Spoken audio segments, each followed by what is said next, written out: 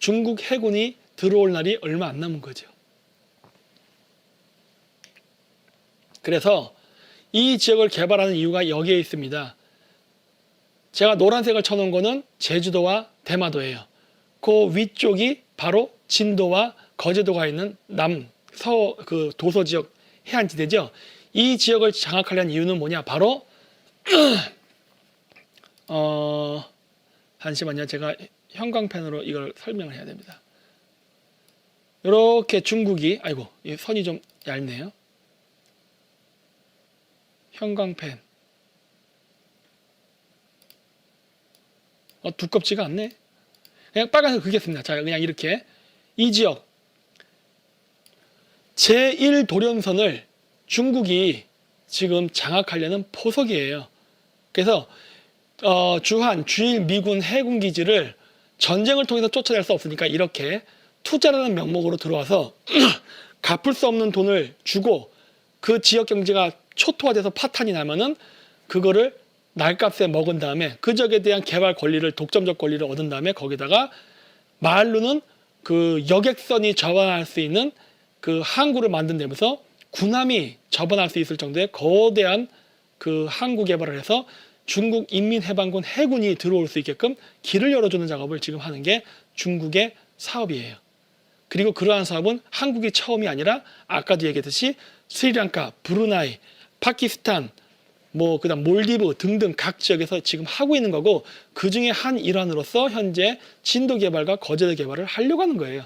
그래서 중국 인민해방군이 배후에 있는 것입니다. 그래서 제가 지금 우리나라 서해안 전라도 지역 개발에 그 중국 자본이 투자되는 거는 매우 위험하니까 하면 안 된다고 얘기하는 거예요. 제가 전라도 사람들 밥 먹고 살지 말라고 방해하는 게 아닙니다. 그리고 아까도 얘기했죠. 중국 자본 들어오면 그 지역 사람들 실업자 되는 거예요. 통째로 뺏깁니다. 그래서 제1도련선을 연결하고 그 다음에 연결되는 게 제2도련선입니다. 그게 바로 여기 바깥에 보이는 요 선이에요. 제2도련선. 그렇죠? 이 제2도련선. 이 제2도련선까지 세력을 확장하고 그걸 육상 통로로까지 연결하려는 게 바로 해저터널 사업인 거예요. 보이시죠? 그래서 중국 인민해방군이 바로 진도항 개발, 고속철도 사업, 그 다음에 해저터널에 자금을 투입하고, 그리고 이러한 보잘것없는 지방 군수 도지사들을 끌어들여갖고 리커창 같은 중국의 제2의 인사가 같이 만나서 밥도 먹어주고 하는 거예요. 그러면 헬렐레 해갖고 좋아가지고 나 리커창이랑 밥 먹었어, 영광이야 그러면서 묻지도 따지도 않고 중국에 부역행위 할 테니까. 이 작업을 하는 게 지금 현재 중국 인민해방군의 바로 인도태평양 전선 쪼개기 전략입니다. 그래서 세월호 인양업체 샹하이 셀비지죠. 정부에 329억 원을 더 달라고 요구할 계획이다. 날강도가 따로 없죠. 날강도가. 결국 입찰가보다 더 많은 돈을 뜯어간 거예요. 놀랍죠? 근데 왜 우리나라 정부는 여기에 그냥 끌려만 갔을까요? 당연하죠. 코낀 게 있으니까. 응? 세월호 트라우마 핥힌 진도에 몸부림 관광 플랫폼 한국화 허브 사활, 이런 식으로 해서 마치 세월호에 대한 코스프레. 여기서도 결국 세월호 또 이용해 먹는 거예요. 응? 친중 정치인들이 자신들이 경제적 이권을 확보하기 위해서 세월호 팔이 또 하네. 응? 그렇죠? 이러고 있는 거예요. 세월호 팔이 하면서 유가족들에게 주겠습니까? 다 지들이 먹는 돈인데. 응? 이런 짓 하고 있는 거예요. 그러니까 유가족들도 정신 차려야 된다고. 얘네들이 이제 무슨 짓을 하는지를 봐야 돼. 그렇다면은 이러한 중국의 그런 1대1로의 그 계획은 성공할 수 있느냐예요. 이건 UPI 뉴스인데 이거 전체 기사를 제가 요약해서 읽어드릴 텐데 굉장히 좋으니까 나중에 직접 가셔서 직접 보세요. 제목이 진도 중국 경제 붕괴 조짐. 그래서 3대 회색 코뿔소라는 그 기사 제목입니다. 여기 어디 있냐? 여기 위에 제목 있죠? 여기 요 제목. 요 제목을 보시고 여러분들이 가시면 돼요. 그래서 중국은 지금 한 마리가 아닌 3마리의 회색 코뿔소가 달려들고 있다. 중국 경제의 붕괴의 악몽은 3마리 회색 코뿔소, 즉 기업 부채, 부동산 거품, 그림자 금융, 에서 비롯된다라고 해가지고 지금 중국 경제가 매우 상황이 안 좋다는 걸 얘기하고 있어요. 중국은 지금 1대1로 사업에 투자해서 해외 투자 자금이 제대로 회수가 안 되고 있습니다. 왜? 지금 투자한 나라 자체가 부채 더미에 앉아가지고 빚을 못 갚아요. 그러니까 투자했을 때 돈이 회수가 되지 않는다면 그거는 실패한 사업이 되는 겁니다. 근데 지금 이 나라 워낙 없기 때문에 그냥 부도나가 나고 중국은 날아갈 가능성이 높아요. 이거 자금이 유동성이 끊길 수 있어요. 근데 그것뿐만이 아니라 중국 내부의 기업 부채, 그다음 그림자 금융, 그다음 버블 경제까지 같이 폭발하면은 중국은 한순간에 무너집니다. 지금 매우 중국은 위험한 상태예요.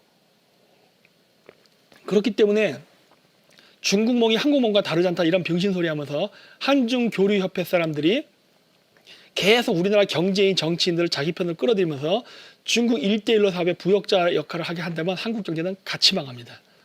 그건 이미 일어나고 있는 일이고. 그래서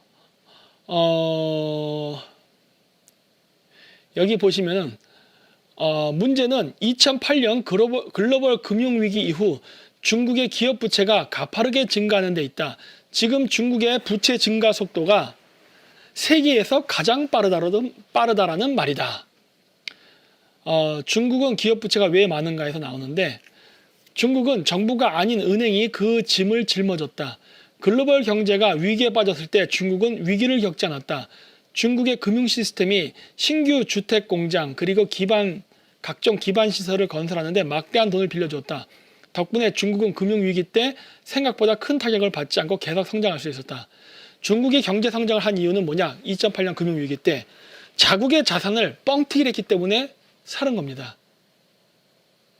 자국의 재산을. 무슨 말이냐? 내가 은행에서 1억을 대출을 받았는데 대출 담보가 필요합니다. 그러면 1억을 빌릴 때는 적어도 1억 5천, 2억 좀 대출 금액보다 더 큰 금액을 담보로 받거든요. 보통 우리 같은 일반 서민들은 주택을 담보로 받죠. 자기 집을. 근데 이 중국이라는 나라는 2008년 금융위기 때 어떻게 했냐면은 중국 부동산 붐을 일으켰어요. 버블 경제를. 그래서 원래 중국의 땅이 뭐 예를 들어 평당 100원이었던 땅이 갑자기 평당 1,000원, 만원으로 막 올라갔다고요. 그러다 보니까 어떻게 된 거예요? 자산 가치가 올라간 거예요. 아무것도 아닌데 갑자기 내가 가만히 딱 자고 있더니 내 부동산이 1억에서 100억이 되는 거와 똑같은 효과가 난 거예요. 100억이 나면 어떻게 돼요?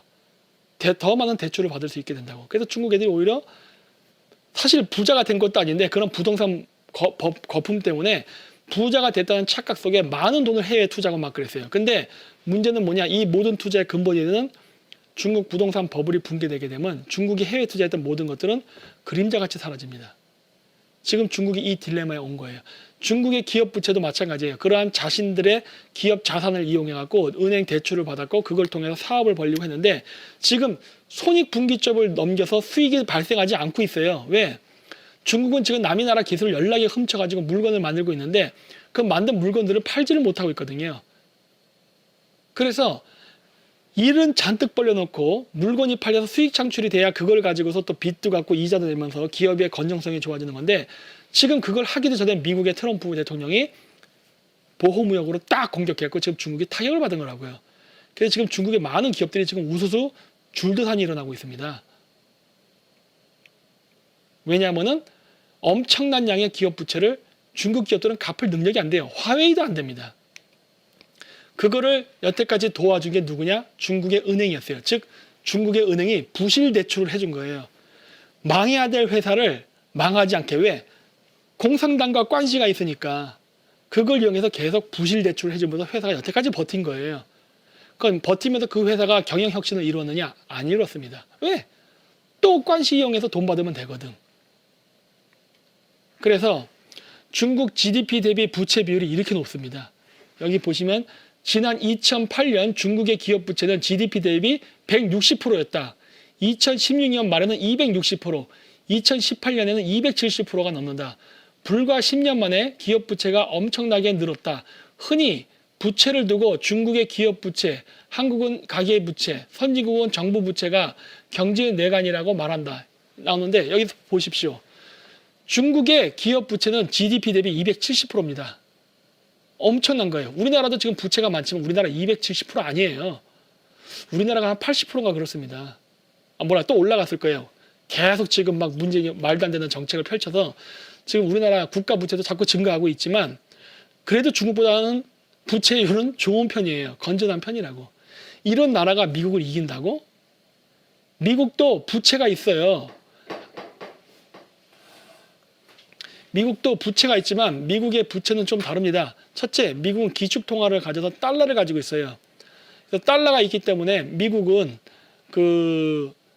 찍어서 갚을 수 있어요. 물론 그런 무식한 짓은 하지 않을 거지만 그런 것도 있고, 그 다음 미국의 부채는 미국의 GDP 대비해서 이렇게 무지막지하게 270% 아닙니다. 그래서 미국은 괜찮다는 거예요. 미국도 경제가 문제가 없다는 건 아니지만은 중국이 더 심각합니다. 남 걱정할 상황이 아니에요. 그리고 기업 부채 발생의 구조적 메커니즘.